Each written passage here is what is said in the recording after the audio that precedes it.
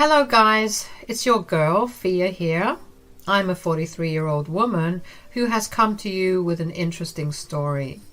This story takes place a few years ago. When I was turning 40, I was lucky enough to marry into a wealthy family due to my husband Tom. His father Carl was a businessman and I actually met him through work. I was working at his father's company for a few years where Carl had been sort of my tutor. I left the company to pursue a relationship with Tom. We had a great relationship since we were both extremely successful and really had a great life. Years later, we got married. While Carl was supportive of me, Tom's mother, Melanie, never liked me. She always thought that her son should have married an heiress and not someone who was a simple worker. I always found her behavior odd, especially since she was a snob and looked down on people. I never confronted her because I didn't want to cause trouble. Well, that didn't turn out very well for me. It all started when I had to leave my job. I still remember the day when she and my husband started to berate me. They said, "I can't believe you would leave such a good job like that. You were in such a high position, and they were going to promote you so soon." Tom, that company was working me to the bone. You have seen how I lost sleep and my mental health declined horribly these past few years. I really needed to leave that job. "You should have hustled for a few more years. Only losers leave their jobs. Although I always knew that you just don't have it in you to hold a position of power. She did what she had to for her well-being. You two need to be more supportive of her decisions. Stop bothering her about her choices." Carl's words had stopped them at that point, but they restarted their banter whenever he wasn't around. Guys, believe me, my last job was slowly killing me from the inside. My mental health was so bad that my therapist was worried on my behalf. I had no choice but to leave the job. It's not like I wanted to be unemployed. I was trying to look for a job. I simply needed a breather, that's all. But my husband and mother-in-law didn't like that. The full extent of their narrow-mindedness was revealed a few weeks later. They randomly sat me down and said, "You will not be attending my father's retirement party, Thea." "What? Why? Why can't I attend the party?"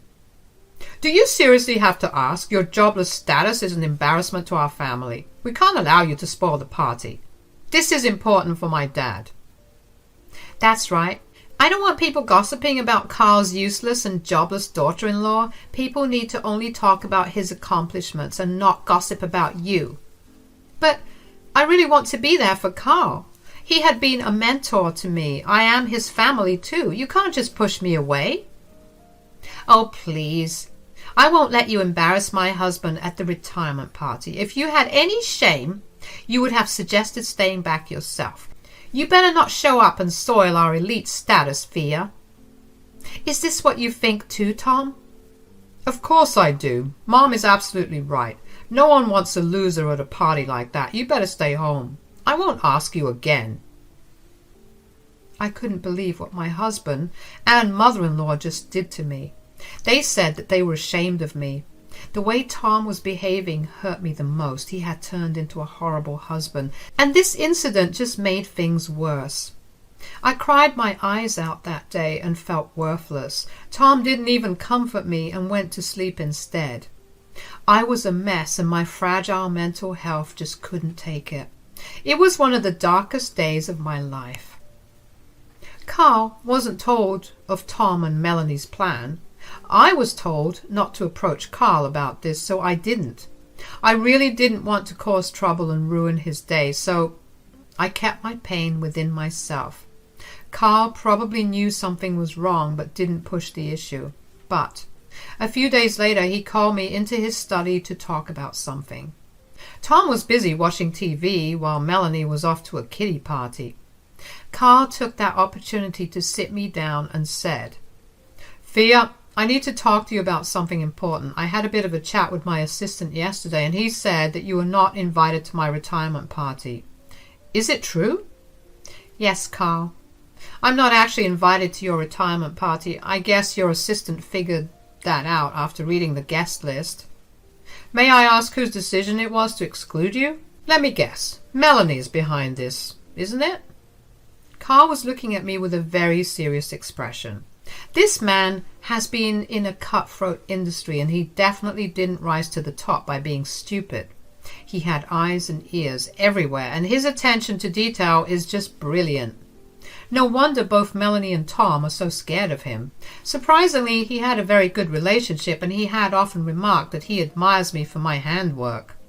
So I never really feared him. I just had a lot of respect for him. That was one of the reasons why I decided to just tell him the truth. Besides, he was a receptive man and would find out the truth anyway. I had no moral obligation to protect Tom and Melanie after they were so cruel towards me. I said, actually, it was both Tom and Melanie who didn't want me at the party. They told me their decision jointly, so there's no doubt about that. Did they give you a reason why they excluded you from the party? This is a little bizarre, since I can't imagine not having my own daughter-in-law missing from my retirement party. Well, they did give me a reason, and I really don't know what to think about it. Apparently they didn't want me at the party because I am jobless now.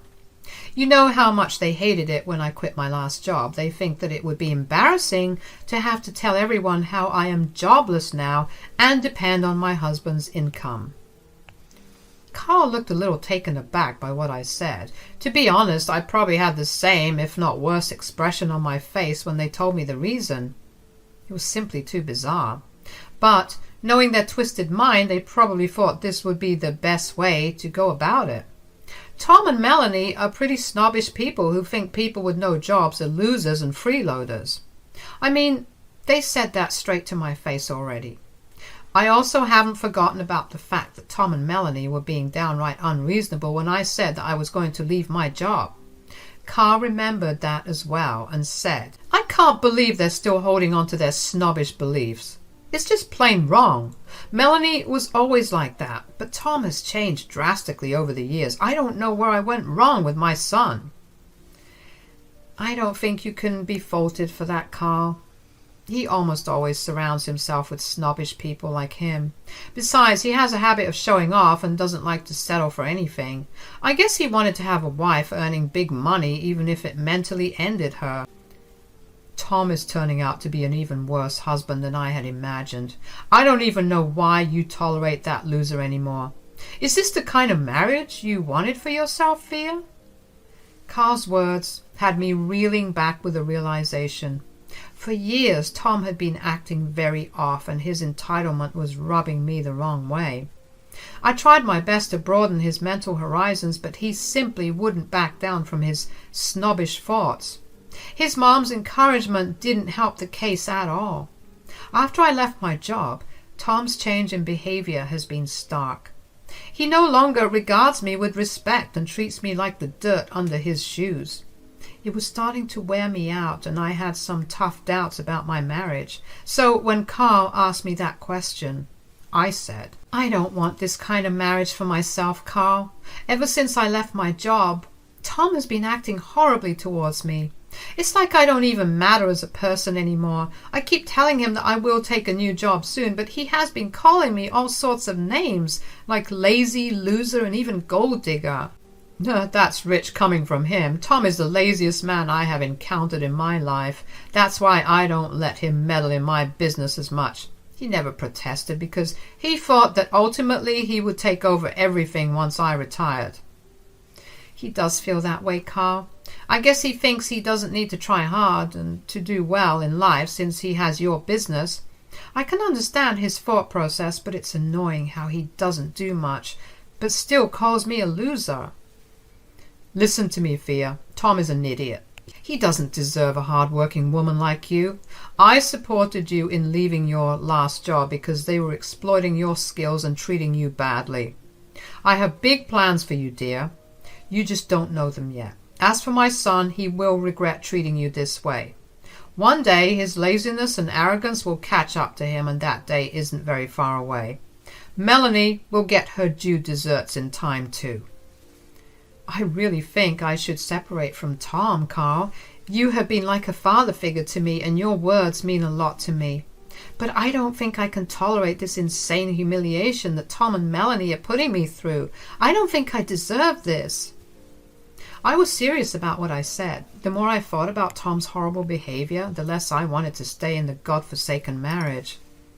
I never asked him for anything and have always been an independent woman. Hearing those idiotic jabs from Tom and Melanie have really put things into perspective for me. Tom only cares about keeping up appearances while he has no regard for people around him, even if the one getting hurt is his wife. I was done with his behavior.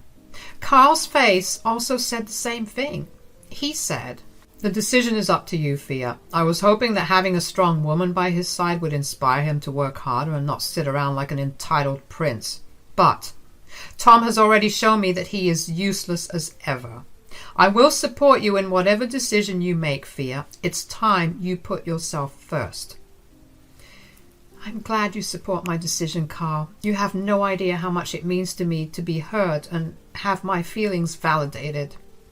You are a great girl, Thea. I consider you like my own daughter. You have a bright future ahead of you, and I just know that. Thank you, Carl. I hope your retirement party turns out to be a blast. Tom and Melanie have made some great arrangements. I'm sure it will be a party to remember. I was a little sad that I won't get to attend Carl's retirement party. He had been a mentor to me in many ways, and I wanted to be there for him. However, Tom and Melanie had made it very clear that they wouldn't allow me into the party under any circumstances. So to avoid conflict, I gave up and accepted their horrible decision. But to my surprise, my father-in-law was not okay with that.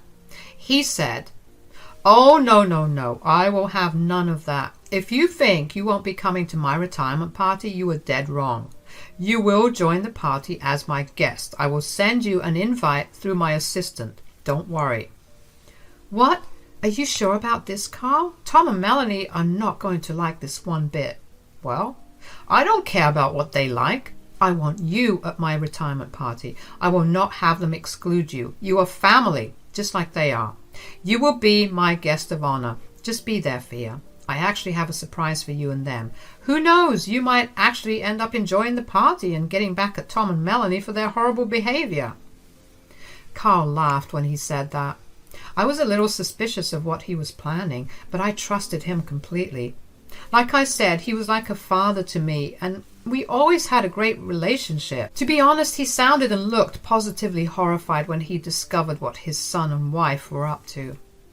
Perhaps he did have a plan for them after all. As for me, I was going to enjoy whatever vengeance I could get without having to lift a finger. I do believe in karma after all. The retirement party was only a month after my conversation with Carl. During this month, I started to look for other jobs, but Carl suspiciously told me to wait for a little while before I started applying to random companies. I was again pretty skeptical about what he was planning, but went along with it. To be honest, I did need a break after suffering for years at that horrible company. I deserved some quality time alone without having to worry about work. Tom and Melanie, of course, had a huge problem with this. They regularly berated me for being lazy and not doing enough to get a job. One day they said, "God, I can't believe you're having the time of your life without worrying about getting a job. I bet it feels nice having a luxurious life on someone else's money." What are you even talking about, Tom? I'm having fun on my own money. You know I have money saved up. I need a break before getting back to work. My mental health is already in shambles and you are just not helping. Don't you dare talk to my son like that. He is justified in being worried. You are not earning a cent and vacationing like you are made of money. Soon that saved money will disappear and then you will sink your claws into his savings too. That's your plan, isn't it, Thea? I know now that you are a gold digger. I wish I would have listened to Mom and married someone else. At least I wouldn't have been stuck with a loser like you. That evening, I met with a lawyer and started to prepare for a divorce. There was no way on earth that I was going to keep getting humiliated and do nothing about it. That day, I knew that my marriage had come to an end. I needed to get out of this horrible marriage immediately. I also communicated my decision to Carl, who surprisingly smiled and agreed with me immediately. With that sign of support, I prepared for the divorce and was just waiting to serve him. I wanted Carl's retirement party to go smoothly, so I waited to tell Tom about the divorce later. There were no expenses spared at Carl's party. Since he was a more or less renowned businessman in our city, the preparations needed to be big. Melanie has good taste, even though she is a snob and a downright evil woman, what? I know to give praise where it is due. Tom and Melanie had left with Carl while I joined later. That was because Tom and Melanie had expected me to listen to them and not attend. God knows what excuse they had given Carl for me not showing up. Anyway, I did show up when the party was in full swing. Tom and Melanie immediately looked annoyed when they spotted me. They walked up to me and said, "What on earth are you doing here, Thea? I told you to stay away from the party." "You have some nerve showing up here after we repeatedly told you not to come. God, what will we tell the guests now?" "We don't have to tell them anything, Mom. Very few people have noticed her." "Then you better leave before everyone spots you." Tom and Melanie were in the process of throwing me out when Carl's voice boomed behind them. While Tom and Melanie were whispering, Tom loudly welcomed me to the party. Tom and my mother-in-law actually looked surprised and nervous when Carl walked up to us. He said, "There is my amazing daughter-in-law, Thea. Where were you? Everyone's been waiting for you." "Oh dear, Thea hasn't been feeling well. She's just leaving." "Yeah, Dad. Thea needs to go back now. You can go talk to the guests while I see her out." Carl laughed when they not so subtly tried to throw me out. Their effort was remarkable, but Carl was smarter than them. I have no idea why they thought they could fool Carl with their ridiculous behavior. Carl actually said, "Thea looks perfectly fine to me. Besides, she can't leave. She's the guest of honor today." "What? Thea's the guest of honor?" "Yes, sorry I forgot to mention that. I know you and your mom didn't want to invite her, so I did. That was rude of you, by the way. Thea is an important guest today. I'm shocked that you think my own daughter-in-law cannot be at my retirement party." Melanie and Tom now looked very panicked. They probably had expected me to stay quiet and not show up to the party. But now they discovered to their horror that Carl knew what they tried to do. And even though he was smiling, we knew well enough that Carl was pissed. Melanie gulped and smiled nervously, trying to defuse the situation. She said, "Carl, dear, you are misunderstanding us. I don't care what you two were thinking or why you didn't invite Thea to the party. She is my special guest, so she is not going anywhere." "But, Dad, she's an embarrassment to us. She's unemployed and doesn't have much money left in her account because she was busy trying to have a good life without a job. She's not worthy of being around our elite guests." I was told that her jobless status was a problem for you two. Well, you don't have to worry about that anymore. I'm here to make that problem disappear. Everyone, listen up." Before any of us could make out what Carl had in mind, he actually clicked his glass and got everyone's attention. Everyone looked at us expectantly while waiting for Carl to speak. Tom and Melanie were looking kind of nervous as well. They felt reprimanded by Carl for not inviting me and were shocked to know that I was actually the guest of honor there. Just when I thought things couldn't get any better, Carl said, "As you all know, I have retired as the CEO of my beloved company. I'm pretty sure you all have been wondering about who will take my place now that I'm off to enjoy my life. Well, after pondering about things, I have come to a decision. I will be naming Thea the next CEO of my company." There were gasps and noises of appreciation going around the room when Carl made his declaration. I was dumbfounded by his words and thought I was dreaming. So this was why he insisted I come to the retirement party? This is what he meant when Carl said that Tom would get his just desserts very soon. He declared in front of all his work colleagues and rivals that I would be his new CEO. Carl was smiling at me while Tom and Melanie looked both shocked and angry. Tom said, "What? No, Dad. You can't do this. I'm supposed to be the CEO. You can't take that away from me. I deserve this position, not Thea." "Oh, really, Tom? What makes you think you deserve this position? You are a horrible worker and had problems with most people in the office. I asked around, and to no one's surprise, nobody wanted you as the CEO. Not even my own advisors or shareholders wanted you as a CEO. Carl, This is not okay. You are being stupid by handing over the company to Thea. Tom is the future shareholder of your portion of the company. You can't just slight him like this. That is where you're wrong. I've already prepared documents to transfer 50% of my shares to Thea. You two will inherit the other half. I honestly couldn't believe what I was hearing. Carl was going to give me half of his shares in his company. That was huge. This also meant that Tom would never have more shares than me. Mark was serious about it all. He never was a person who jokes anyway.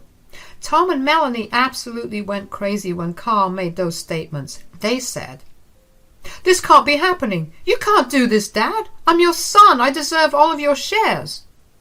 "You have done nothing to deserve my shares, Tom. I'm giving you and your mom half because you are family. Thea is the only one around me who has what it takes to be a good CEO. I'm not leaving my company to a loser like you." "Thea, you need to tell Dad that this is wrong. Tell him that he should leave everything to me. Tell him that you won't be the CEO." "Why would I do that, Tom?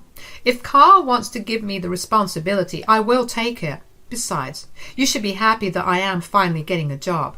Guess I won't be a loser anymore. However, the same can't be said for you." Tom was absolutely shocked when I said that. Carl laughed at my words and told me that he knew I was ready to stand up for myself now. He wasn't joking when he said everything. He even showed everyone the papers that backed his promises. Melanie and Tom were furious and were almost on the verge of tears. However, neither I nor Carl backed down. In the end, they decided to stay quiet after Carl scolded them for ruining his retirement party. After we went back home, there was a huge fight about everything. Tom and Melanie even begged me not to take the position as the CEO.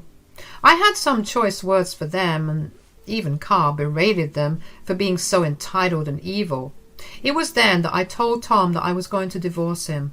At first, he tried to change my mind. Then he and his mom tried to use this to portray me as a gold digger.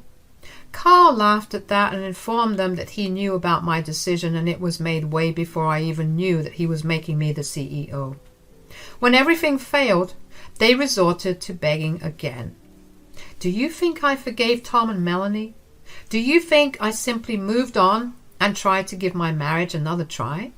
Absolutely not. I knew my worth and knew that I had fallen out of love with Tom. He didn't deserve me anymore. So, long story short, I divorced him. Carl is actually separated from Melanie and hasn't made a final decision yet. However, he seems to not want to be with her anymore either. I have started to work as the CEO of Carl's company, and I am genuinely having a good time. Everyone liked me here, and I am able to use my skills to make big plans for the future. Tom works under me and has to begrudgingly become my subordinate. He still tries to get me back, probably so that he can have full control over his father's shares. But he can dream on, because I will never be taking him back in this lifetime.